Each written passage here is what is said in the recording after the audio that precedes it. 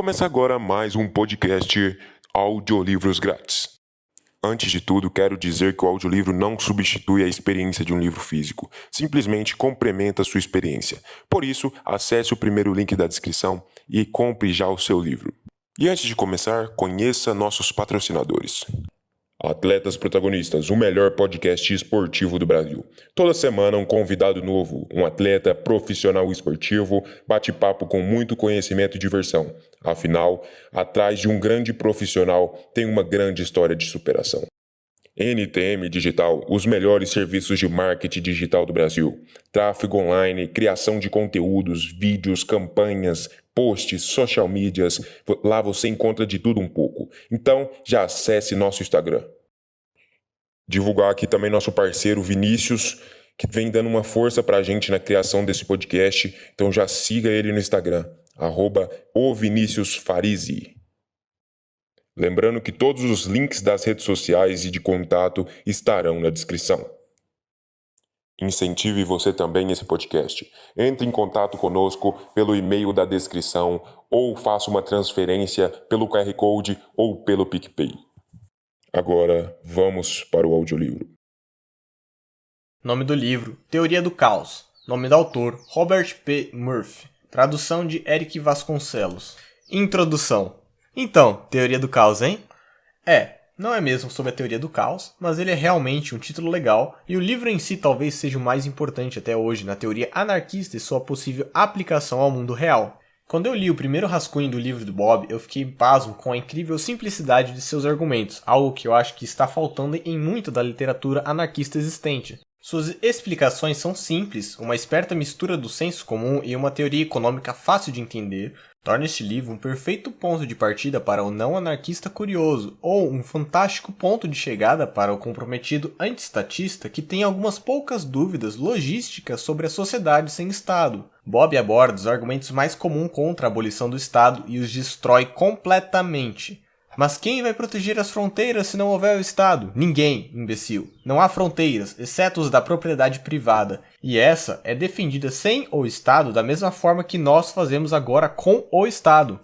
Mas, e se houver um Estado vizinho psicótico muito superior economicamente que quer invadir o país sem Estado? Bom, só porque não há Estado, não se segue que não há defesa.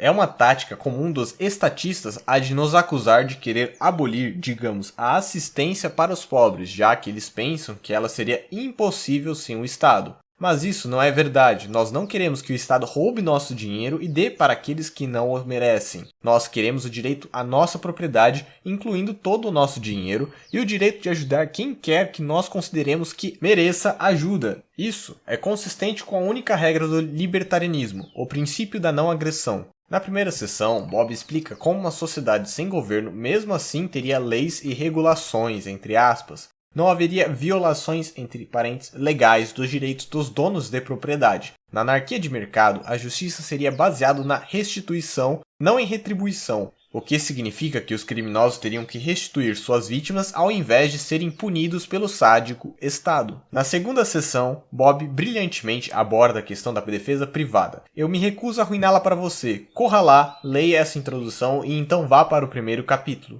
Para resumir minha impressão do livro, basicamente inteligente, sucinto e o mais importante, escrito na linguagem da pessoa comum, sem o snobismo acadêmico arrogante tão presente nos trabalhos disponíveis atualmente, que tendem a ser um grande problema para aqueles de nós que estão tentando popularizar o movimento. Este livro com certeza vai virar uma parte fixa das bibliotecas pessoais de incontáveis libertários e anarquistas, e um clássico no campo da teoria anarquista e da economia austríaca. Capítulo 1. Lei privada.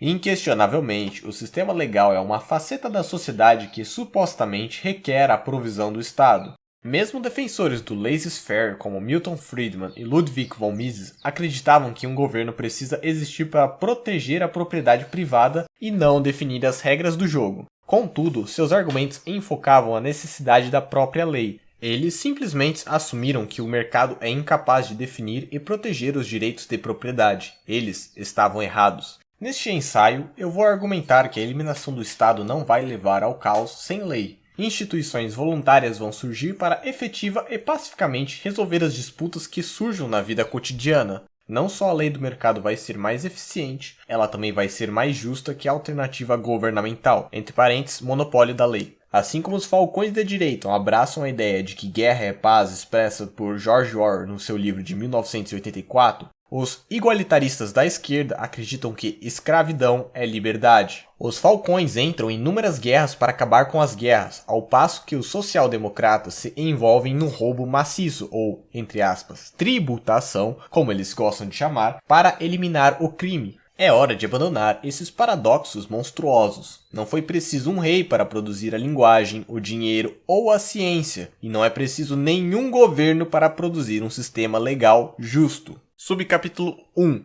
Contratos. Primeiro, nós devemos abandonar a ideia de uma mítica lei da terra. Não precisa haver um único conjunto de leis sujeitando a todos. De qualquer jeito, esse sistema nunca existiu. As leis em cada um dos 50 estados são diferentes e a diferença dos sistemas legais entre os países é ainda maior. Contudo, nós continuamos nossas vidas cotidianas e até mesmo visitamos e fazemos negócios com nações estrangeiras sem muitos problemas. Todas as ações de uma sociedade puramente livre seriam sujeitas a contratos. Por exemplo, presentemente é um crime roubar porque a legislatura diz isso. Um possível empregador sabe que se eu roubar de sua firma, ele pode notificar o governo e ele me punirá. Numa sociedade sem Estado, não haveria um conjunto de leis legisladas, nem haveria cortes governamentais ou polícia. No entanto, os empregadores ainda gostariam de ter alguma proteção contra o roubo por seus empregados. Assim, antes de contratar uma pessoa, o empregador o faria assinar um documento com cláusulas como "Eu prometo não roubar da firma Acme". Se eu for pego roubando como estabelecido pela agência de arbitragem X, então eu concordo em pagar qualquer restituição que a agência X considerar apropriado.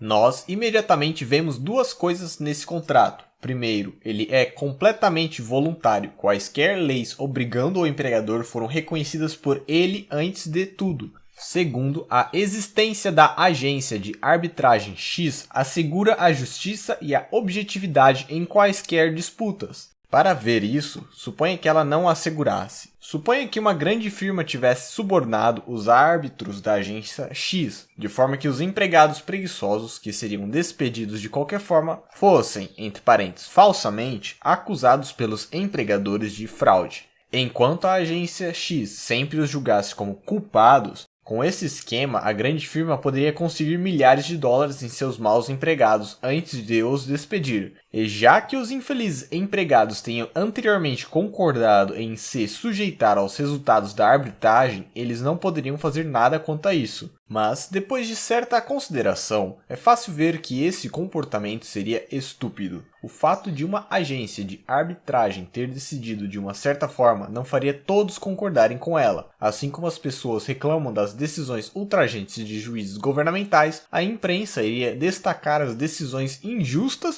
e as pessoas perderiam a fé na objetividade das decisões da agência X. Empregados potenciais pensariam duas vezes antes de trabalhar para a grande firma enquanto for requerido em seus contratos de trabalho que as pessoas enviem suas suspeitas à agência X. Outras firmas fariam acordo com agências de arbitragem diferentes de melhor reputação e os trabalhadores afluiriam para elas. Em breve, a firma corrupta e a agência de arbitragem X sofreriam enormes penalidades financeiras por seus comportamentos.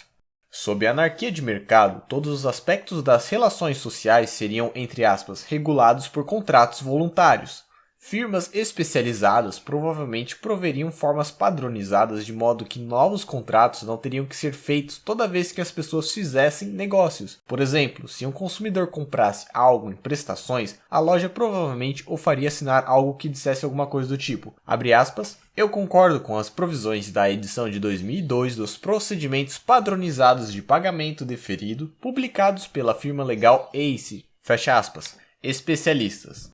Sob esse sistema, especialistas em direito fariam as leis da terra, não corruptos e ineptos políticos. E esses especialistas seriam escolhidos em aberta competição com todos os rivais. Atualmente, nós podemos comprar manuais definitivos para escrever papers ou dicionários da língua inglesa. O governo não precisa estabelecer os especialistas nessas áreas. Seria da mesma forma com os contratos legais privados. Todo mundo sabe das regras de gramática, assim como todo mundo saberia o que é legal e o que não é. Assassinato. É claro, uma das estipulações mais básicas de qualquer relacionamento contratual, entrar num shopping ou mesmo viver no conjunto habitacional, seria a forte proibição do assassinato. Em outras palavras, todos os contratos desse tipo teriam uma cláusula dizendo: se eu for julgado culpado de assassinato, eu concordo em pagar milhões de dinheiros aos herdeiros do falecido. Naturalmente, ninguém ia querer assinar esse contrato a não ser que ele estivesse certeza de que os procedimentos processuais usados para determinar sua culpa ou inocência tivessem uma forte presunção de inocência. Ninguém quereria ser considerado culpado de um assassinato que não cometeu. Mas, por outro lado, os procedimentos teriam que ser desenhados de forma que houvesse ainda uma boa chance de que pessoas culpadas fossem julgadas, já que ninguém ia querer ir a um shopping em que assassinatos não são punidos. E, já que todos os contratos desse tipo, entre parênteses, exceto possivelmente em áreas muito excêntricas frequentadas por pessoas que gostam de viver perigosamente, fecha parênteses, conteriam essas cláusulas, você poderia dizer que o assassinato é ilegal em toda a sociedade anarquista, embora as regras de evidência e penalidades possam diferir de área para área, mas isso não difere do nosso presente sistema, e sem dúvida, o assassinato é ilegal nos Estados Unidos atualmente. Lucratividade do sistema. A beleza desse sistema é que os desejos concorrentes de todos são levados em conta. O mercado resolve esse problema todo dia em relação a bens e serviços. Por exemplo, seria muito conveniente para os consumidores se uma delicatessen abrisse 24 horas por dia. Mas, por outro lado, essas longas jornadas seriam tediosas para os trabalhadores. Então, o sistema de mercado de lucro e prejuízo determina as horas corretas de operação. Da mesma forma, nós vimos acima como as regras evidenciárias seriam determinadas sob um sistema de leis privadas.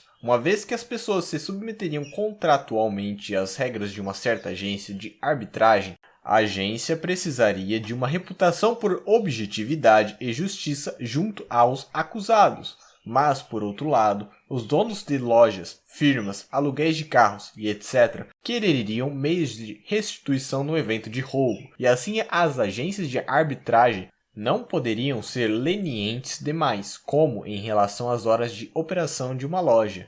Os procedimentos legais também seriam decididos com base no teste de lucro e prejuízo. Talvez houvessem júris, talvez não. Nós não podemos prever, da mesma forma que não podemos dizer a priori quantos triciclos deveriam ser feitos nesse ano. Nós deixamos o mercado tomar conta disso automaticamente. Subcapítulo 2. Seguros. O sistema contratual descrito acima parece funcionar bem, exceto por um incômodo problema. Como as pessoas poderiam pagar essas multas ultrajantes? Claro, alguém pode assinar um pedaço de papel, prometendo restituir seu empregador se for pego roubando. Mas suponha que ele roube de qualquer jeito e que seja considerado culpado pela agência de arbitragem, mas não tem nenhum dinheiro. O que aconteceria? Bom, como funciona nosso sistema de danos automáticos? Hoje em dia, se eu bater na lateral do carro de alguém, eu preciso pagar uma dura penalidade. Ou, em vez disso, minha companhia de seguros paga. Seria da mesma forma com todos os delitos e crimes sobre o sistema que eu descrevi. Uma agência de seguros agiria como um garantidor, entre parênteses, ou coassinante, dos contratos de um cliente com várias firmas.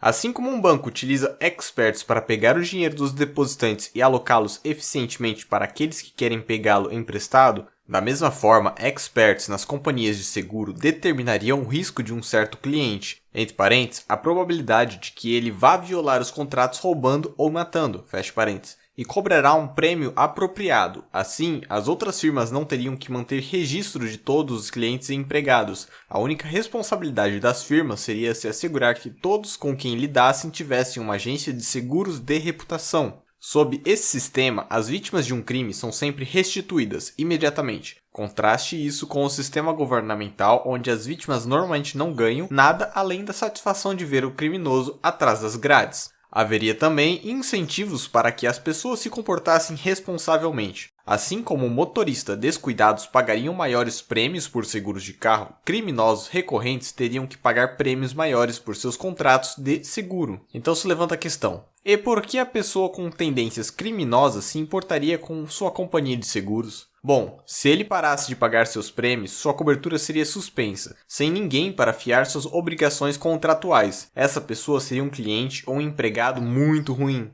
As pessoas não o contratariam nem confiariam nele para andar por um mercado chinês, já que não haveria nenhum recurso legal se ele fizesse alguma coisa criminosa. Para permanecer na sociedade, seria extremamente útil manter a própria cobertura de seguros, pagando sempre os prêmios, e isso significa que seria do maior interesse das pessoas não se envolverem em atividades criminosas para manter os prêmios baixos. Admitidamente, esses argumentos parecem extravagantes, mas eles não são mais implausíveis que o moderno sistema de cartões de crédito. As pessoas têm enormes linhas de crédito disponíveis para elas, às vezes apenas preenchendo um formulário, e é extremamente fácil fraudar cartões de crédito. Um gastador pode contrair uma enorme dívida e simplesmente se recusar a pagá-la, e contudo, nada físico vai acontecer com ele. Mas a maioria das pessoas não se comporta dessa forma irresponsável, porque elas não querem arruinar seus históricos de crédito. Se fizerem isso, elas sabem que ficarão para sempre privadas dessa maravilhosa ferramenta da sociedade capitalista. Subcapítulo 3.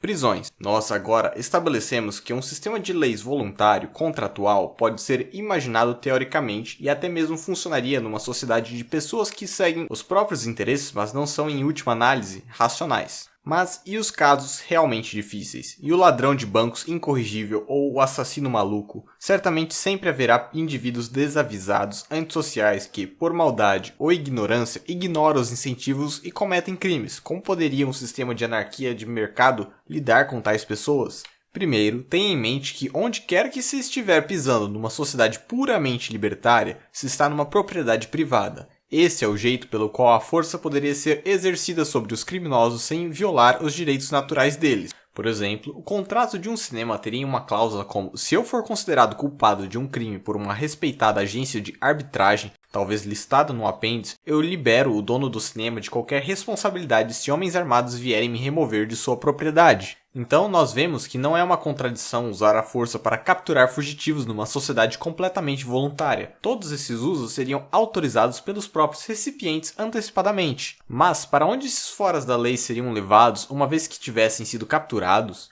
Firmas especializadas se desenvolveriam, oferecendo análogas altamente seguras às presentes prisões. Contudo, as prisões da anarquia de mercado competiriam umas com as outras para atrair criminosos.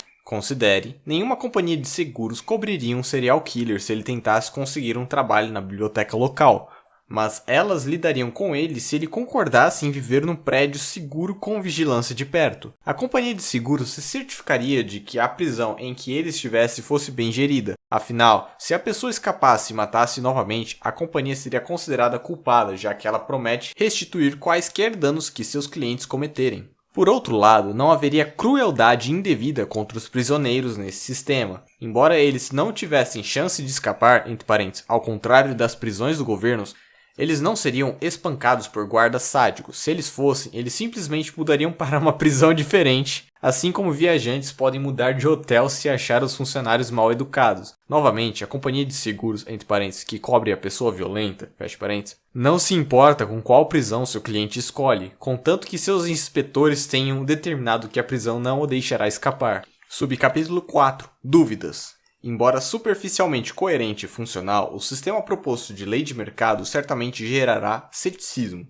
Com interesse na brevidade, eu abordarei algumas preocupações comuns, entre parênteses, e válidas. E quanto a alguém que não tenha seguro? Se um indivíduo não tivesse cobertura de seguros, outras pessoas não teriam recursos garantidos se ele danificasse ou roubasse a propriedade delas. Esse indivíduo seria visto, portanto, com suspeita, e as pessoas relutariam em lidar com ele, a não ser em transações que envolvessem pequenas somas. Ele provavelmente não seria capaz de conseguir um emprego em tempo integral, um empréstimo bancário ou um cartão de crédito. Muitas áreas residenciais e comerciais provavelmente requereriam que todos os visitantes carregassem documentos válidos antes até mesmo de deixá-los entrar. Então nós vemos que aqueles que não tivessem seguro teriam suas opções, incluindo a liberdade de movimento, altamente restritas. Ao mesmo tempo, os prêmios pelo contrato básico de seguros Pelo menos para aquelas pessoas sem histórico criminal, seriam bastante baratos. Assim, não haveria muitas pessoas sem algum tipo de seguro. É verdade, algumas pessoas ainda assim cometeriam crimes e não teriam companhias de seguro para pagar os prejuízos, mas esses casos ocorrem em qualquer sistema legal. Além do mais, uma vez que alguém tivesse cometido, entre parênteses, sem seguro, um crime sério, ele seria perseguido por detetives, assim como seria sob o sistema governamental. E se esses detetives privados, muito mais eficientes, o encontrassem a qualquer tempo numa propriedade normal, eles teriam total direito de prendê-lo. Críticos normalmente descartam a lei privada, alegando que as disputas entre agências de execução levariam ao combate, muito embora isso aconteça com os governos a toda hora. Na verdade, os incentivos para a resolução pacífica de disputas seriam muito maiores na anarquia de mercado que no sistema presente. Combate é muito caro, e as companhias privadas tomam muito melhor conta de seus ativos que os oficiais do governo tomam das vidas e propriedades de seus súditos. De qualquer forma, aqueles que se envolvessem em guerras entre parentes numa sociedade livre seriam tratados como quaisquer outros assassinos. Ao contrário dos soldados do governo, mercenários privados não receberiam privilégios especiais para agir violentamente. As agências que interpretassem a lei não seriam as mesmas que as aplicariam. Não há mais razão intrínseca para crer em batalhas entre agências de execução privadas do que para acreditar em batalhas entre o exército e a marinha do governo. E daí tem aquela pergunta: a máfia não vai dominar tudo? É paradoxal que o medo do domínio do crime organizado das famílias faça com que as pessoas apoiem o Estado, o qual é a associação mais organizada e criminosa da história humana. Mesmo se fosse verdade que, sob a anarquia de mercado, as pessoas tivessem que pagar pela proteção e eventualmente fossem espancadas, isso seria uma gota no balde comparado à taxação e às mortes nas guerras causadas pelos governos. Mas mesmo essa é uma concessão muito grande, pois as máfias conseguem força através do governo, não do livre mercado. Todos os negócios tradicionalmente associados com o crime organizado, jogo, prostituição, agiotagem, comércio de drogas, são proibidos ou altamente regulados pelo Estado. Na anarquia de mercado, verdadeiros profissionais tirariam de competição os indivíduos inescrupulosos. Mas suas companhias de seguro se tornariam o Estado. Pelo contrário, as companhias privadas que provessem serviços legais na anarquia de mercado teriam muito menos poder do que os governos presentes possuem. Obviamente, não haveria o poder de tributar ou monopolizar o serviço. Se uma companhia de seguros particular estivesse relutante em pagar reclamações legítimas, isso se tornaria rapidamente conhecido e as pessoas levariam isso em conta quando estivessem lidando com clientes dessa firma sem reputação. O medo de que os indivíduos privados substituiriam os políticos negligencia as verdadeiras causas dos problemas do Estado. Ao contrário dos monarcas feudais, os líderes nas democracias na verdade não possuem os recursos que controlam. Além disso, a duração de seus mandatos e, portanto, o controle dos recursos é muito incerta. Por essas razões, os políticos e outros empregados governamentais não têm muito cuidado em manter o valor da propriedade em suas jurisdições. Acionistas de uma empresa privada, no entanto, têm todo o interesse de escolher empregados e políticas para maximizar a lucratividade da firma. Todos os horrores do Estado, como taxação onerosa, brutalidade policial, guerra total, não são apenas monstruosas, mas altamente ineficientes. Nunca seria lucrativo para as firmas de seguros ilegais anarquistas imitar as políticas estabelecidas pelos governos. Crianças. A questão das crianças é uma das mais difíceis. Primeiramente, deixe-nos comentar que, obviamente, pais preocupados apenas sustentariam aquelas escolas e viveriam em apartamentos ou em conjuntos habitacionais onde a proteção de suas crianças fossem prioridades dos empregados. Além disso, as proibições básicas do abuso e negligência dos pais contra as crianças poderia ser estipulado no contrato de casamento. Além de poder ser um romance, um casamento é em última análise uma parceria entre duas pessoas e casais prudentes vão oficializar esse arranjo, com todos os seus benefícios e obrigações. Por exemplo, antes de abandonar sua carreira para criar os filhos de um homem, uma mulher pode requerer uma promessa financeira em caso de divórcio, entre parênteses, dissolução da parceria. Da mesma forma, uma cláusula comum em contratos de casamento poderia definir e especificar penalidades para o tratamento impróprio das crianças. Outro ponto a ser considerado é o maior papel da adoção numa sociedade livre. Embora isso choque as sensibilidades modernas, haveria em funcionamento um, entre aspas, mercado de bebês no qual os privilégios parentais seriam vendidos a quem fizesse a melhor oferta. Embora isso pareça absurdo, esse mercado certamente reduziria os abusos às crianças. Afinal, pais abusivos e negligentes são os que mais provavelmente ofereceriam as crianças para adoção quando casais cuidadosos pudessem pagar bem por elas.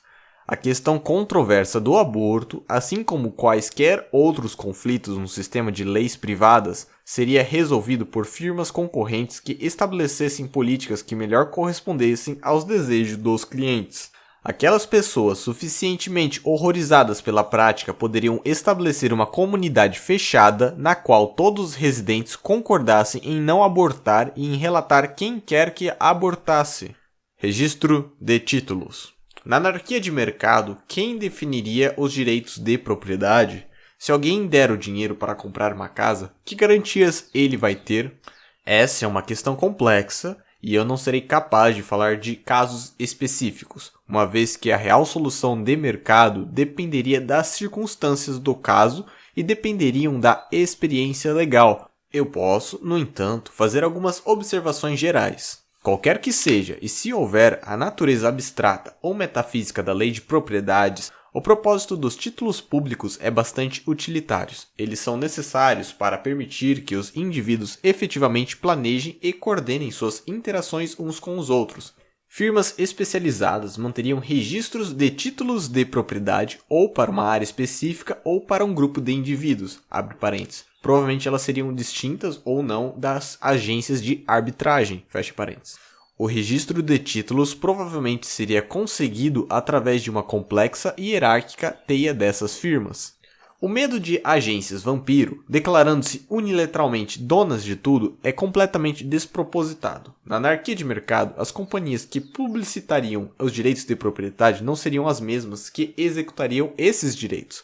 Mais importante, a competição entre essas firmas proveriam verdadeiras limitações e equilíbrios. Se uma firma começasse a violar as normas estabelecidas e codificadas da comunidade, ela seria tirada dos negócios, assim como um editor de dicionários iria à falência se seus livros contivessem definições impróprias.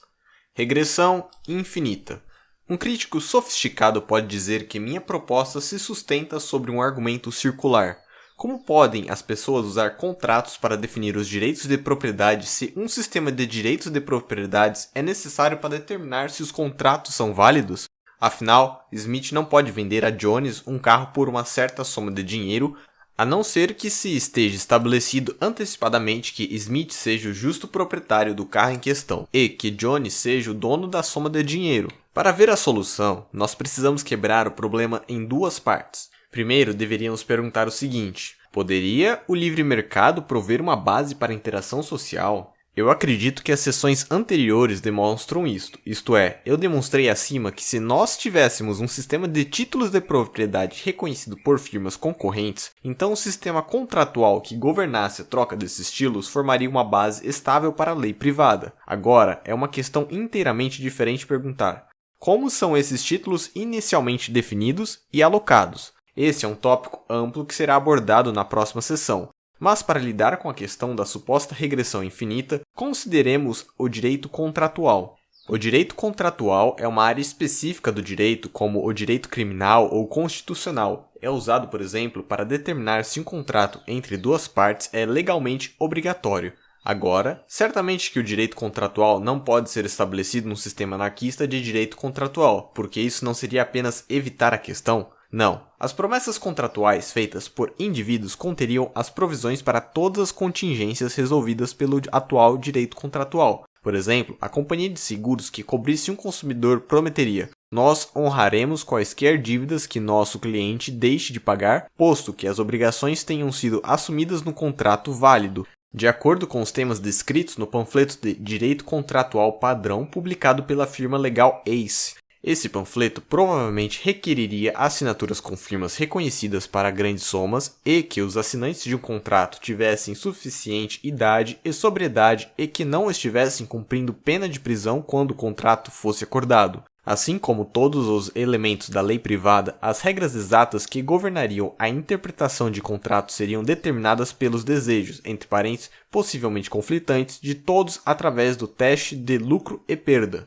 Finalmente, mantenha em mente que o juiz final num dado caso é o juiz. Não importa quão enormes sejam os livros de direito ou quão óbvios os precedentes. Todo caso, em última análise, dependeria da interpretação subjetiva de um árbitro ou juiz que deve dar a sentença.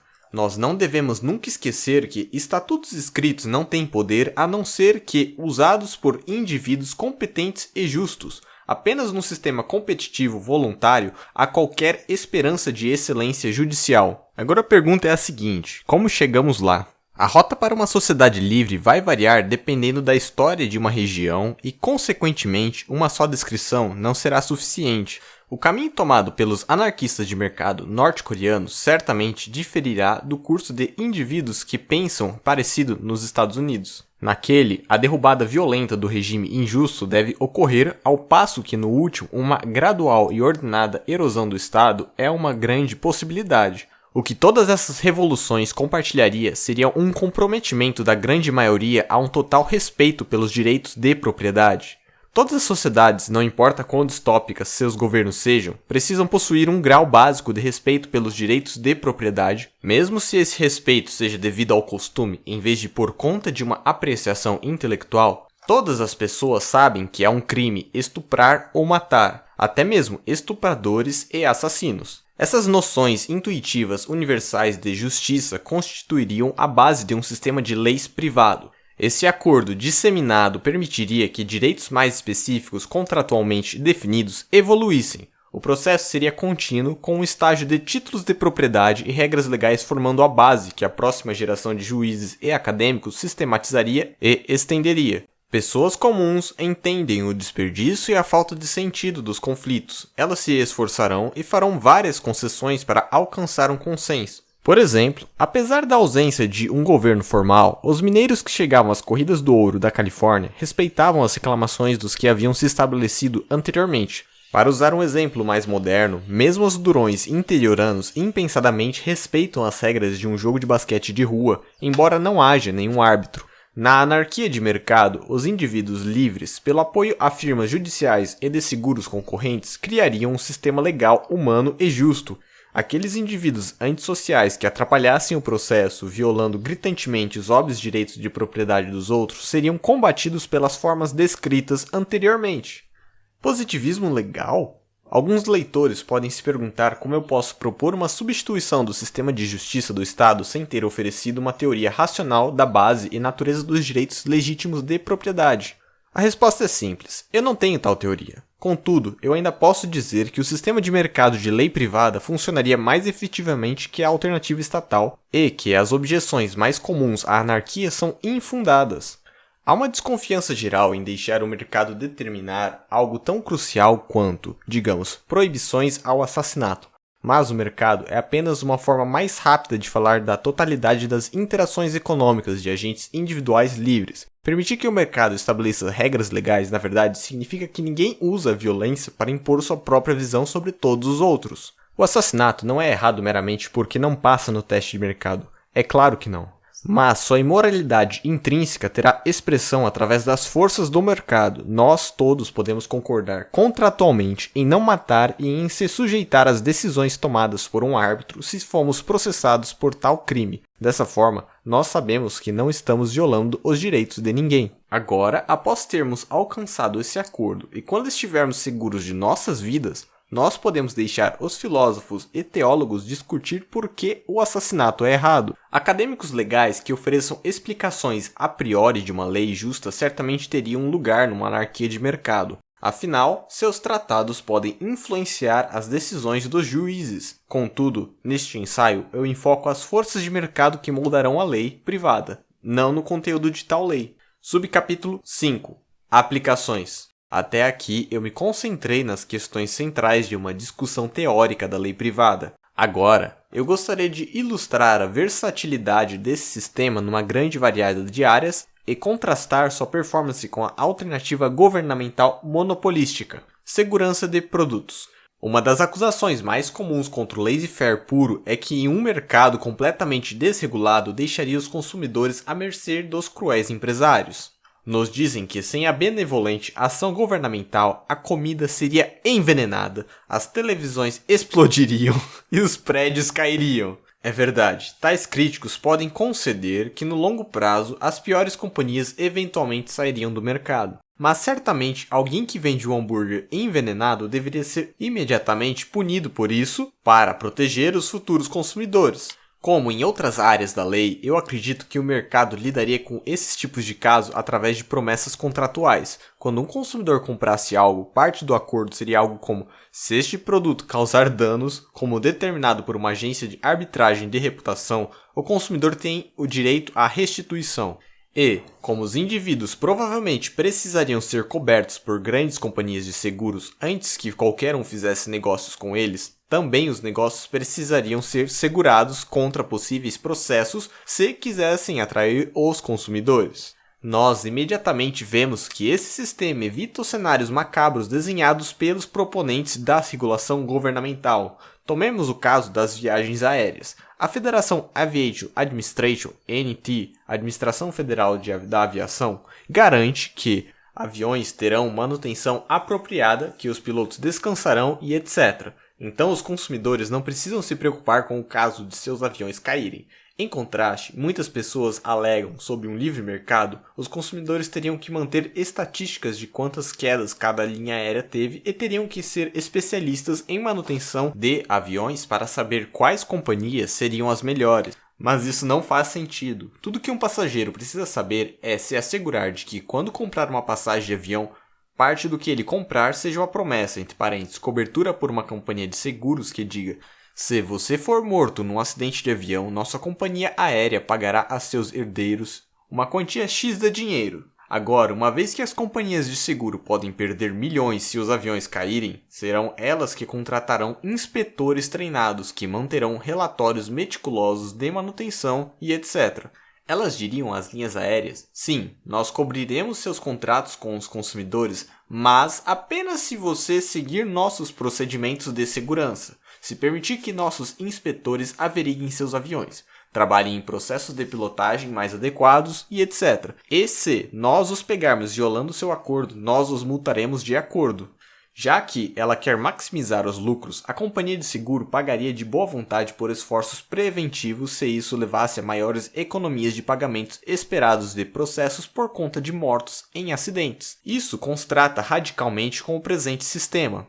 A FAA também estabelece parâmetros, mas quais são seus incentivos? Se houver um acidente de avião, a própria FAA vai receber mais recursos, uma vez que todos vão dizer que o acidente mostra como é terrível o livre mercado nas linhas aéreas. Agências governamentais vão sempre mal gerenciar seus recursos, para que haja sempre gerentes de nível médio demais e inspetores insuficientes. Mais importante, uma vez que não há competição, não há referência com a qual comparar o desempenho da FAA. Um mecânico comum pode ter uma grande ideia de como melhorar a segurança dos aviões, mas a burocrática FAA levaria anos para implementá-la. Licenciamento profissional. Relacionando-se estreitamente com a área da segurança dos produtos está o licenciamento profissional. Vamos usar o exemplo da medicina. Sem a regulamentação governamental, muitos acreditam que os pacientes estariam à mercê de charlatões. Os consumidores ignorantes iriam para um neurocirurgião qualquer que cobrasse o menor preço e seriam trucidados na mesa de operação. Para evitar isso, o governo benevolente deve estabelecer parâmetros com a força das armas para limitar aqueles que entram na profissão médica. Isso, claro, é nonsense. Organizações voluntárias provavelmente surgiriam, permitindo somente que médicos qualificados entrassem em suas fileiras. Consumidores preocupados, então, procurariam apenas os médicos dessas organizações de reputação. Antes de se submeterem a procedimentos de risco ou de ingerirem as drogas prescritas, os pacientes requereriam promessas contratuais de restituição em caso de dano. Neste caso, seriam novamente as companhias de seguro que certificariam para que os médicos que estão cobrindo são de fato qualificados. Uma vez que elas perderiam milhões com processos por erros médicos, as companhias de seguro seriam bastante cuidadosas ao estabelecer seus parâmetros. Esse sistema seria preferível ao do presente, como ela é atualmente a American Medical Association, tradução, Associação Médica Americana. É pouco mais que um sindicato glorificado que exige enorme conhecimento e treinamento para artificialmente restringir o número de médicos para elevar seus salários e os custos dos planos de saúde em geral. Sem seu monopólio, a Agência Médica Americana seria incapaz de limitar o crescimento de terapias como a de ervas, que atrapalham a cômoda aliança das grandes companhias farmacêuticas, dos hospitais e do governo. É necessário perceber também que os incentivos da Food and Drug Administration, tradução, a administração de alimentos e remédios, a tornam conservadora demais. Se as pessoas morrem por causa de um novo remédio que a FDA aprovou, a FDA será culpada. Mas se as pessoas morrem porque a FDA não aprovou um novo remédio, ela não será responsabilizada. A própria doença é que será culpada. Consequentemente, muitos remédios que poderiam potencialmente salvar vidas estão fora do alcance dos pacientes. No mercado puramente livre, os pacientes poderiam tomar quaisquer drogas que quisessem. Controle de armas. Eu sei que muitos libertários acham certos aspectos do meu sistema pouco animadores, sem garantias incondicionais dos direitos abstratos. Parece que haverá sempre um risco de que o Estado reapareça. Em vez de discutir esse tipo de questão, eu vou dar o melhor exemplo de que posso pensar para demonstrar a diferença entre a abordagem libertária convencional e a minha. Controle de armas. Como nós veremos, eu não acho que a minha abordagem seja inconsistente com o credo libertário, mas eu penso que ela, entre parênteses, pelo menos inicialmente, deixará muitos libertários desconfortáveis. Os argumentos padrão quanto ao controle de armas são assim. Oponentes dizem que o controle de armas vai deixar as pessoas indefesas contra criminosos e colocá-las à mercê de seus governantes. Somente quando alguém de fato usou sua arma contra inocentes, a lei pode se intrometer. Defensores do controle de armas, no entanto, argumentam que essa posição é dogmática demais. Certamente, algumas medidas preventivas são justificadas tendo em vista o interesse público. Da mesma forma que na maioria dos debates dentro do contexto do sistema legal governamental, eu penso que ambos os lados têm argumentos legítimos. Certamente nós não podemos confiar no governo para nos proteger uma vez que ele nos tenha desarmado. Mas, por outro lado, eu me sinto um pouco estúpido defendendo que as pessoas possam armazenar armas nucleares em seus porões. Uma interpretação estrita de muitos argumentos libertários significaria exatamente isso. Felizmente, o sistema de leis privados que eu descrevi nos permite evitar esse aparente trade-off. Lembre-se de que as penalidades por danos e assassinatos seriam estabelecidas por contratos cobertos por companhias de seguro. As pessoas permitem que Joey Smith entre em suas propriedades porque sabe que se ele machucar alguém, ou ele vai diretamente pagar os danos, ou sua companhia de seguros vai fazer isso. A companhia de seguros ganha seu dinheiro cobrando prêmios apropriados ao cliente individual. Se Joey Smith foi considerado culpado no passado de um comportamento violento, seus prêmios de seguros serão maiores. Mas há outros fatores que uma companhia de seguros levaria em consideração quando fosse estabelecer seus prêmios. Além de comportamento passado, em um desses fatores certamente seria que tipo de armas esse cliente mantém consigo em casa. Afinal, se a companhia de seguros vai concordar em pagar, digamos, 10 milhões para o herdeiro de quem for que Joe Smith matar, a companhia estará muito interessada em saber se Joe Smith possui uma escopeta e, obviamente, armas nucleares em seu porão. Alguém que possua armas tem muito maior probabilidade de machucar os outros no que concerne a companhia de seguros, e assim seus prêmios serão mais altos. Na verdade, o risco de um cliente que possuísse armas nucleares ou químicas, biológicas e etc. será tão alto que provavelmente não seria oferecido nenhum plano. Essa abordagem é superior à do governo. Armas verdadeiramente perigosas seriam restritas a indivíduos que desejassem pagar altos prêmios. Crianças não poderiam comprar bazucas no supermercado local. Por outro lado, não haveria a situação que temos agora com o controle de armas governamental. Nós não precisaríamos temer que todas as pistolas fossem banidas, já que as companhias de seguro quereriam lucrar e seria muito mais lucrativo permitir que as pessoas tivessem essas armas e pagassem prêmios um pouco mais altos. Como em relação a todos os contratos sob o meu sistema, aqueles que regulassem as armas seriam completamente voluntários, não envolvendo violação dos direitos libertários. A companhia de seguros não está forçando as pessoas a abrirem mão de suas bazucas. Tudo o que ela diria seria, se você quer que nós cobramos seus contratos com os outros, você não pode ter uma bazuca. Ou se tiver, vai ter que pagar muito e colocar algum sistema de vigilância para aquela bazuca para ser monitorada se ela está fazendo alguma coisa. As companhias de seguro são as justas proprietárias do próprio dinheiro e, assim, está perfeitamente nos direitos dela requerer esse tipo de coisa. Isso é muito mais preferível ao sistema de governo que não tem responsabilização. Se os políticos banirem as armas e tornarem milhares de pessoas vítimas do crime, nada acontece a eles. Mas se uma companhia de seguros fizer exigências não razoáveis a seus clientes, eles mudarão para uma companhia diferente e ela sairá rapidamente do mercado. Criminosos perigosos. O suposto trade-off entre a liberdade individual também é exemplificada pelos debates quanto a tecnicalidades legais. Os conservadores gostam de reclamar dos casos em que um sábio assassino é libertado por um juiz sensível, simplesmente porque a polícia o coagiu a confessar ou esqueceu de ler os direitos do suspeito. Liberais como Alan Dershowitz respondem que, embora esses casos sejam infelizes, eles são necessários para manter a polícia na linha. Da mesma forma que em relação ao controle de armas, eu sou simpático a ambos os lados nesse debate. E, novamente, eu penso que meu sistema pode evitar ambos os tipos de absurdidades. Para ver isso, suponhamos que, através de algum erro, um assassino claramente culpado tecnicamente não violou quaisquer provisões contratuais, ou suponha que um árbitro que apenas ouviria casos de assassinatos por causa da excelência passada de suas decisões, por alguma razão desse uma sentença ultrajante considerando uma pessoa inocente do assassinato, apesar de esmagadora evidência em contrário. Já que ele foi tecnicamente absolvido, o assassino não teria que pagar restituições aos herdeiros de sua vítima. Contudo, as regras que governam esse episódio seriam rapidamente revisadas para evitar sua recorrência. Companhias privadas estariam sob muito maior pressão que governos monopolísticos face a tal má publicidade. Há uma outra diferença. Sob um sistema governamental, alguém absolvido por conta de uma tecnicalidade não tem nenhum prejuízo. Mas sob o sistema de lei privada que eu descrevi, a companhia de seguros do assassino poderia aumentar os prêmios cobrados. Não importaria se o cliente foi realmente considerado culpado de um crime. A única preocupação da companhia de seguros seria com a probabilidade de que ele fosse considerado culpado de um crime diferente no futuro, porque aí ela teria que pagar os danos. Essa análise também resolve o problema da liberdade condicional. Embora a maioria dos crimes fosse envolver restituição financeira em vez de aprisionamento, ainda haveria indivíduos perigosos demais para serem deixados soltos. As companhias de seguro determinariam esse risco. Enquanto uma companhia desejasse pagar por quaisquer danos que um criminoso pudesse causar no futuro, as pessoas poderiam oferecer trabalho a ele, deixá-lo alugar um quarto e etc. A reabilitação, assim, seria do maior interesse financeiro das companhias para aumentar a própria quantidade de clientes. Por outro lado, indivíduos realmente perigosos não seriam soltos em condicional.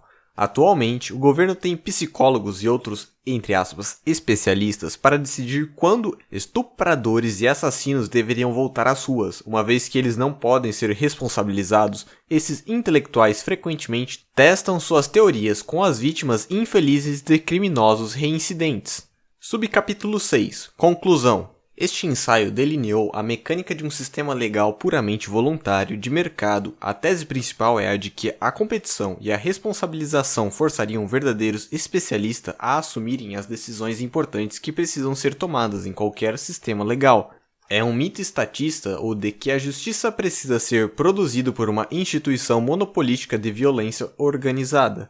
Os argumentos deste ensaio são admitidamente incompletos. Certamente maior elaboração é necessária antes que o movimento rumo à anarquia de mercado seja viável. Contudo, eu peço que o leitor resista à tentação de descartar minhas ideias como, entre aspas, impraticáveis, sem antes especificar em qual sentido o sistema legal do governo funciona.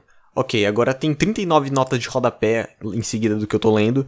Eu recomendo você pegar o PDF que eu vou disponibilizar na descrição e ler, porque é muita coisa, vai ficar confuso demais. Então vou para a parte próxima.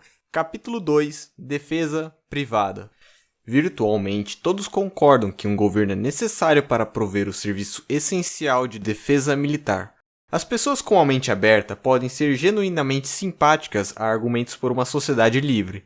No entanto, elas consideram completamente ingênuas todas as inteligentes diagramações de uma sociedade anarquista ideal, porque uma comunidade baseada em relações voluntárias aparentemente ficaria suscetível à dominação de estados vizinhos. Este ensaio defenderá que tal visão, embora disseminada, é completamente falsa. Não há nada intrínseco à defesa militar que requeira provisão estatal. O livre mercado pode prover defesa mais barata e eficiente que o governo.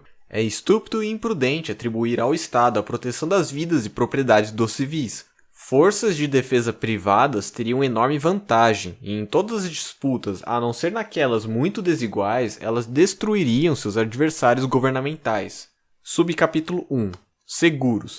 Numa sociedade anarquista comprometida com a santidade da propriedade privada e dos contratos, companhias de seguros provavelmente assumiriam os serviços de defesa. Para ver como esse mercado operaria, uma analogia pode ser útil. Imagine uma grande cidade localizada numa grande falha geológica. De tempos em tempos, os residentes têm que enfrentar severos terremotos que matam muitas pessoas e causam danos de bilhões de dólares nas propriedades. Para cobrir os riscos desses desastres, as pessoas adquirem seguros de vida e de propriedade. Elas pagam um prêmio fixo, enquanto as agências de seguro prometem indenizar quem quer que sofra danos corporais ou financeiros durante um terremoto, de acordo com os termos precisos especificados no contrato. A força da competição mantém razoável o preço desses seguros. Estatísticos podem estimar os custos esperados pelo período de provisão de certos níveis de cobertura, calculando assim os prêmios mínimos que permitiriam que a seguradora, com tudo considerado, não lucrasse nem perdesse no longo prazo.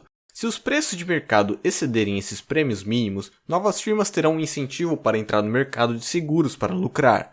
A entrada delas empurraria para baixo os preços para níveis estatisticamente mais justos. É crucial perceber que o comportamento dos residentes influencia fortemente a vulnerabilidade da cidade a terremotos, e assim o preço total pago pelas companhias de seguro após cada desastre. Prédios, ruas e pontes podem ser desenhados com graus variados de integridade estrutural e custos de construção. Quanto melhor o desenho, maiores os custos. Através da estrutura de prêmios provê os incentivos para desenhos mais seguros, pagando assim seus custos mais altos. Negócios em busca do lucro produzirão assim prédios e infraestruturas que exibam a combinação ótima de durabilidade e preço, sem qualquer necessidade de códigos e inspetores governamentais. Além de encorajar desenhos mais resistentes, as companhias de seguro poderiam usar outros meios para reduzir suas vulnerabilidades. Elas podem empregar grupos de sismólogos para prever terremotos e publicar suas descobertas como serviços aos clientes.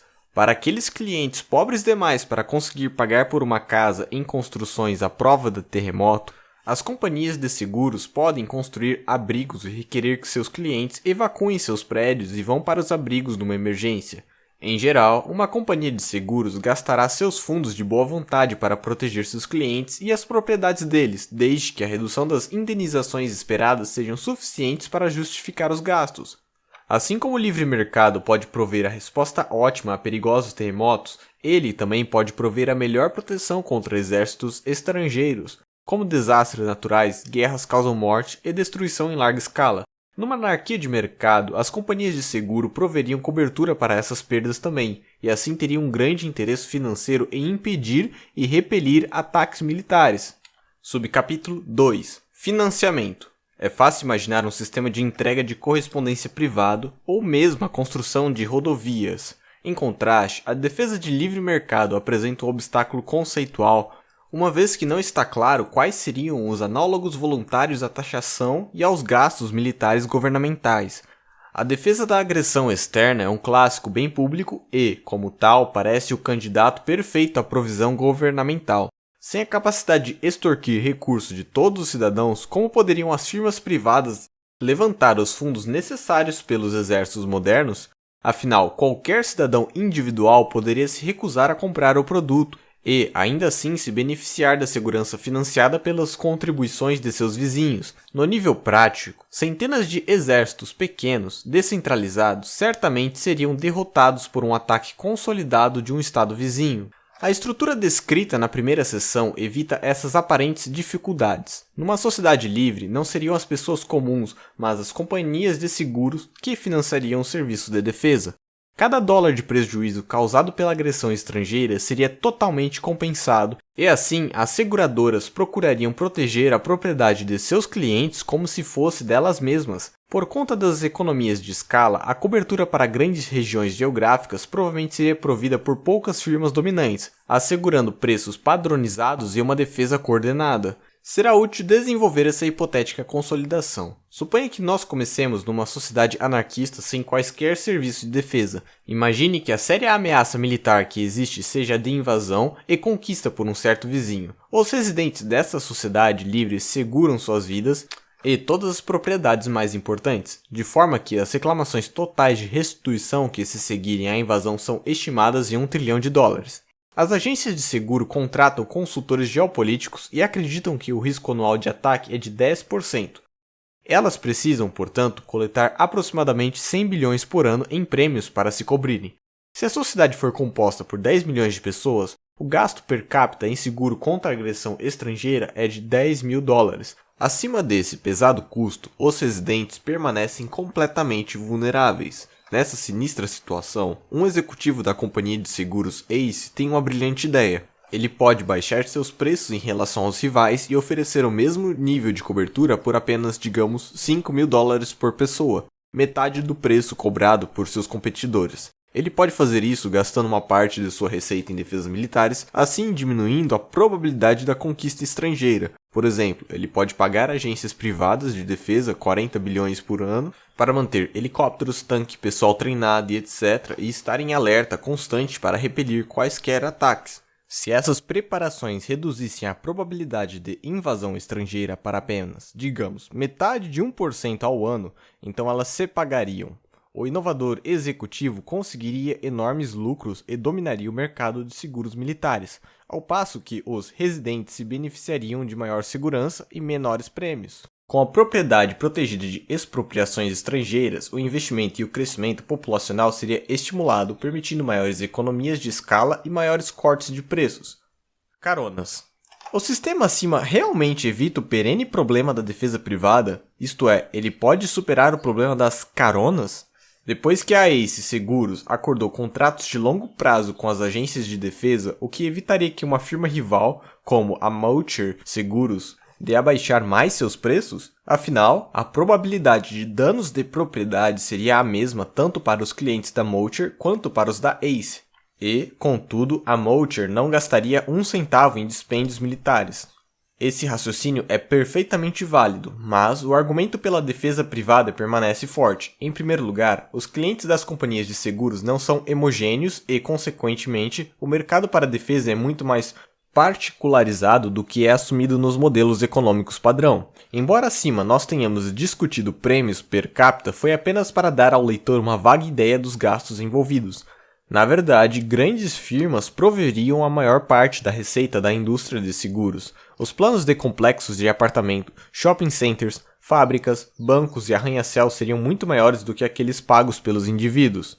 Consequentemente, não haveria o pesadelo das negociações que tanto tormenta os céticos da defesa privada. O brilhante executivo da Ace Seguro estaria perfeitamente consciente das considerações acima. Se necessário, ele assinaria apenas contratos de longo prazo e os condicionaria à aceitação de uma base inicial de clientes.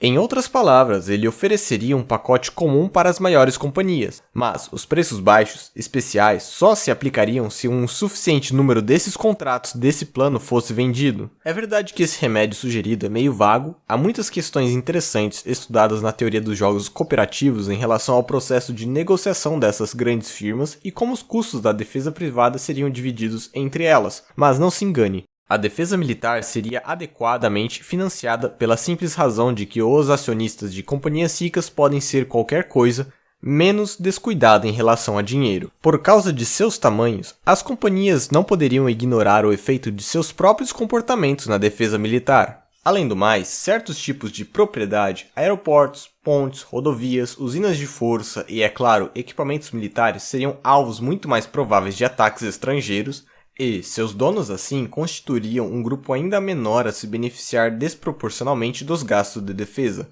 Essa heterogeneidade enfraqueceria mais o caráter externalizador dos serviços de defesa, fazendo com que um arranjo eficiente fosse mais facilmente alcançado. As companhias que terminassem pagando mais poderiam considerar o arranjo injusto, mas no entanto sempre haveria um arranjo. Os maiores contribuintes do arranjo podem até mesmo fazer propaganda desse fato, da mesma forma que as grandes corporações fazem portentosas doações à caridade para demonstrar generosidade.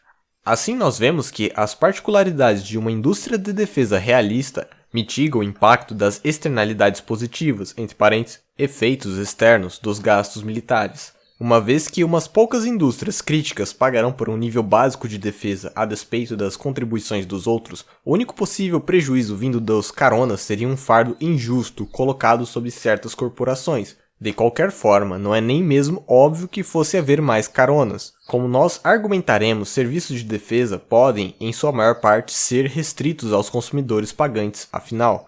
Na discussão anterior, nós tratamos a invasão estrangeira como uma proposição de tudo ou nada. O estado vizinho ou rapidamente conquistava a sociedade anarquista ou seu ataque era efetivamente detido. Na verdade, as guerras podem permanecer sem resolução por muitos anos. Durante essas batalhas prolongadas, as companhias de seguros certamente seriam capazes de alinhar suas forças militares de forma a limitar a proteção gratuita de não clientes.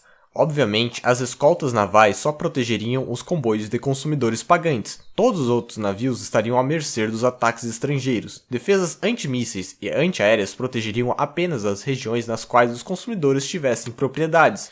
E, é claro, os donos de imóveis na fronteira pagariam sempre pela própria proteção. Caso contrário, as agências de defesa alinhariam seus tanques e tropas em uma posição mais defensável.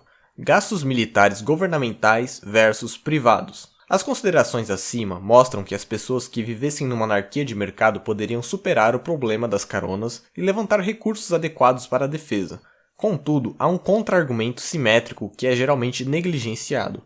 É verdade que a taxação coercitiva permite que os governos adquiram enormes orçamentos militares, mas essa vantagem é contrabalanceada pela tendência dos governos de desperdiçarem recursos. Para qualquer comparação relevante entre os orçamentos da defesa do governo e do setor privado, o deste último precisa ser multiplicado várias vezes, uma vez que agências de defesa privadas podem comprar equipamentos militares por uma fração do preço pago pelos governos. Todos sabem que os governos são extravagantes com seu dinheiro, e que os orçamentos militares são sempre um enorme componente do gasto total. Uma vez que suas operações são frequentemente conduzidas em terras estrangeiras e em segredo, o orçamento militar pode ser gasto virtualmente de qualquer forma. Os pagadores de impostos ficaram chocados quando uma audição revelou que o Pentágono americano havia pago $600 por cada assento das privadas. O que poucas pessoas percebem é que esse exemplo é típico. Por conta do monopólio governamental, ninguém tem qualquer ideia de quanto um F-14 Tomcat deveria custar. Então, seu preço de $38 milhões não choca ninguém. O último ponto é importante, então eu quero enfatizar que ele é causado pela própria natureza do governo, não por meros acidentes da história. Se um governo consegue seus recursos através da taxação, então ele precisa justificar esse roubo gastando dinheiro pelo bem público. A não ser nos regimes mais despóticos, os governantes não podem simplesmente embolsar o dinheiro. Consequentemente, nenhum único oficial de todo o governo tem qualquer incentivo pessoal para identificar e eliminar desperdícios. Na anarquia de mercado, por outro lado, serviços de defesa seriam vendidos no mercado aberto. A dura competição entre ofertantes e a consciência dos custos entre os compradores manteriam tão baixo quanto possível tanto os preços dos assentos das privadas quanto os das aeronaves de combate. Subcapítulo 3. Cálculo econômico. As primeiras duas seções demonstraram que a defesa militar, como qualquer outro serviço, pode ser provido no livre mercado. Para apreciar a tremenda vantagem que isso dá à sociedade anarquista, será útil considerar a superioridade da indústria privada em termos de paz versus o planejamento governamental. Para isso, nós revisaremos a crítica do socialismo. Os oponentes tradicionais do socialismo argumentaram que ele não possuía suficientes incentivos para o trabalhador médio, sem ligar o pagamento à performance. As pessoas trabalhariam menos e a produção seria muito menor do que na economia capitalista. Somente se um novo, entre aspas, homem socialista surgisse, que gostasse de trabalhar por seus companheiros tanto quanto para si mesmo, um sistema socialista poderia ter sucesso. Embora válida, essa crítica não capta a essência do problema. Foi Ludwig von Mises que explicou, num paper de 1920, a verdadeira falha do socialismo sem preços de mercado para os meios de produção. Os planejadores de mercado não poderiam fazer o cálculo econômico e assim literalmente não teriam ideia de se estariam usando os recursos eficientemente. Consequentemente, o socialismo sofre não apenas de um problema de incentivos, mas também de um problema de conhecimento.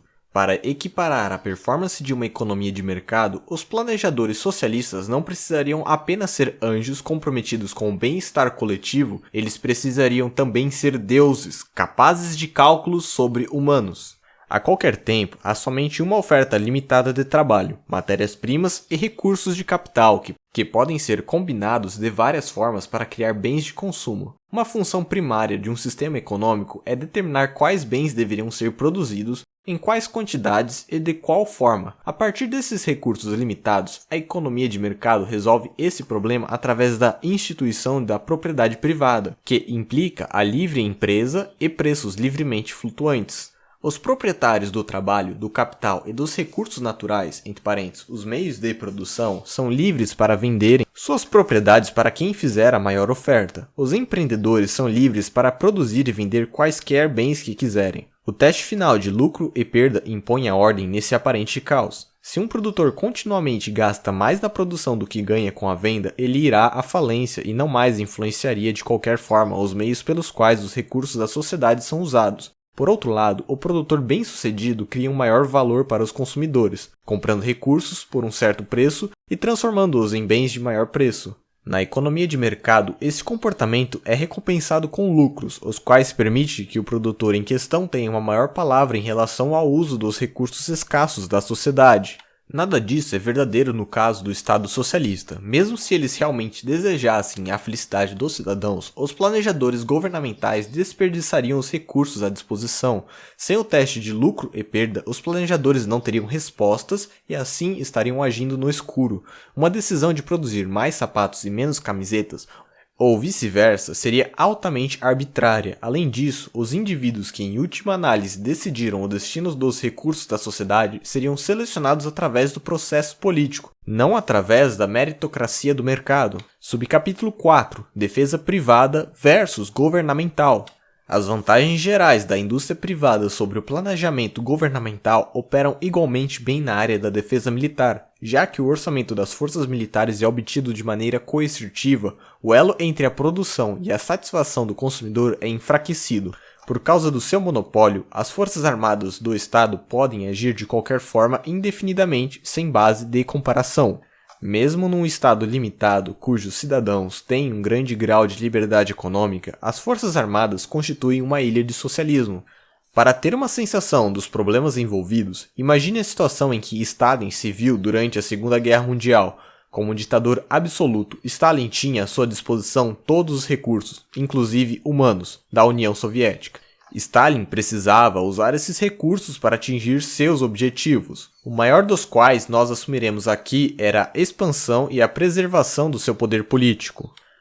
Algumas das escolhas de Stalin foram suficientemente óbvias. Claramente, ele precisava se livrar do regime nazista, e claramente isso requeriria, antes da rendição, a derrota dos exércitos alemães que cercavam Stalingrado. Mas quando entramos em detalhes, contudo, as escolhas de Stalin nos parecem menos claras. Sim, ele usaria todo o aço disponível para a produção de equipamento militar. Não havia necessidade de novos tratores no momento. Mas quanto desse aço seria dedicado a aviões, a tanques, a morteiros, a bombas ou a ferrovias necessárias para mover recursos para o fronte? Sim, todos os civis, jovens e velhos, doentes e saudáveis, deveriam dedicar suas vidas para repelir os Huns.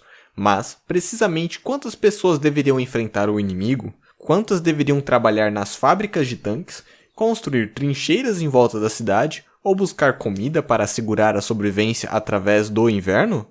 Mesmo essas decisões táticas e estratégicas normalmente tomadas por comandantes militares têm o mesmo sabor. Sim, um bom atirador como Vasily Zaitsevek deveria ser usado como sniper e não como piloto de bombardeiro ou trabalhador nas fábricas. Mas como melhor explorar Vasily, ele deveria matar tantos nazistas o mais rápido possível? Certamente não, pois todo tiro seu revela sua posição, mas também seria conservador demais fazê-lo esperar meses na esperança de dar um tiro certo no general. É evidente que Stalin ou seus subordinados precisam tomar todas essas decisões e milhares de outras parecidas em grandes medidas através de adivinhações arbitrárias. O objetivo durante uma guerra de expelir o inimigo não é diferente do problema da produção de comida em tempos de paz. Em ambos os casos, as ações de Stalin levaram à morte de milhares de seu próprio povo. Assim como um livre mercado na agricultura evitaria a fome, um livre mercado na defesa evitaria essas perdas monstruosas. Defesa privada. O cálculo econômico permite que os empreendedores julguem se um plano é lucrativo. Ele permite que os empreendimentos bem-sucedidos se expandam e faz com que as operações fracassadas se dissipem. O mercado constantemente se reajusta às alterações de dados, às condições de oferta, à demanda dos consumidores, o conhecimento técnico. Agora que nós entendemos a forma pela qual as companhias de seguros poderiam objetivamente e quantitativamente avaliar o sucesso militar, é fácil ver as vantagens da defesa privada. Numa situação comparável à Batalha de Stalingrado, a comunidade anarquista responderia da forma mais eficiente que fosse humanamente possível. As companhias de seguros determinariam o valor relativo de vários alvos militares e colocariam caçadores de recompensas atrás deles, para captura ou eliminação. Os indivíduos livres para utilizar seus próprios recursos tentariam várias técnicas para produzir esse serviço. Alguns poderiam comprar tanques e contratar homens para atacar fortemente os alemães, outros poderiam contratar atiradores de elite para acertá-los de longe, alguns poderiam comprar morteiros e protegê-los, alguns poderiam contratar propagandistas e subornar componentes do exército inimigo. Com o tempo, apenas as melhores firmas de defesa privada sobreviveriam. Elas expandiriam as próprias operações, aumentando a eficiência total do esforço de guerra. Uma vez que elas estariam operando um sistema de direitos de propriedade, elas precisariam comprar todos os recursos, inclusive o trabalho. Isso asseguraria que os recursos fossem usados tão efetivamente quanto possível. Por exemplo, aquelas áreas no fronte com necessidade urgente de soldados ou munição aumentariam seus salários ou preços, evitando a arbitrariedade do emprego e da oferta de tropas do governo. Mesmo se, para reduzir os custos de transação e minimizar o tempo de resposta, uma única firma monopolizasse a defesa de uma região, a firma ainda poderia utilizar o mecanismo interno de cálculo de custos e avaliar a lucratividade de seus vários ramos. Talvez, mais importante, a livre competição asseguraria que os avanços tecnológicos e estratégicos fossem recompensados e rapidamente implementados. Em contraste, as forças armadas do governo dependem de uma cadeia burocrática de comando, onde a inovação, especialmente de outsiders, é sufocada. Num sentido bastante real, um confronto militar entre uma sociedade estatista e uma sociedade livre seria uma guerra de poucas mentes contra milhões. Maçãs e laranjas. Essa discussão teórica certamente vai fazer com que o cínico observe: eu gostaria de saber o que suas companhias de seguro fariam se encontrasse uma divisão Panzer.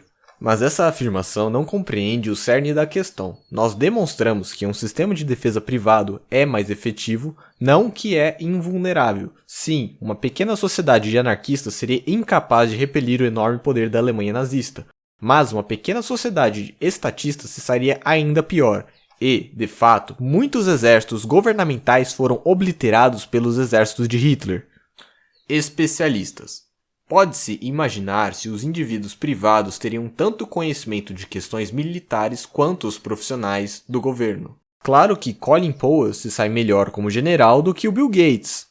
Esse fato repousa sobre o status monopolístico das Forças Armadas dos Estados Unidos. Se os indivíduos privados pudessem competir com os generais do Pentágono, a incompetência dos últimos ficaria evidente. O acionista médio não é especialista em esportes ou em culinária estrangeira. Contudo, a propriedade privada ainda produz excelentes clubes de beisebol e restaurantes franceses. Inteligentes executivos podem contratar outros para identificar indivíduos talentosos. Mas mesmo se um sistema militar privado limitado pelos direitos de propriedade e contratos se saísse bem em guerras do passado, e quantas guerras modernas, com sua espionagem sofisticada, poderiam haver espiões anarquistas? As agências de defesa privadas reuniriam informações da mesma forma que qualquer companhia. Eles contratariam analistas e coletariam informações de qualquer forma legalmente possível. Presumivelmente, os computadores mais poderosos e os mais inteligentes quebradores de códigos estariam na sociedade anarquista de mercado. Qualquer dano causado pelas proibições de grampos telefônicos e de tortura seria mais que compensado em eficiência. Neste tópico, nós notamos que a contra-inteligência provavelmente seria bastante limitada. As agências de defesa teriam provavelmente vários grandes clientes e estariam operando no mercado aberto. Consequentemente, eles precisariam propagandear a capacidade de seus produtos. Essa abertura, contudo, é uma virtude, que melhor forma de evitar a derrota militar do que mostrar para os potenciais inimigos quão avançado seu inimigo anarquista seria, as agências de defesa numa sociedade livre não teriam nada a esconder dos governos. Faça ou morra. A natureza da defesa militar a torna menos suscetível ao mecanismo de correção de tentativa e erro do livre mercado. Um país pode passar anos em preparação para um ataque sem receber qualquer feedback quanto à qualidade de seus esforços. Uma invasão repentina poderia então acabar com os defensores privados antes que eles tivessem uma chance de se adaptar.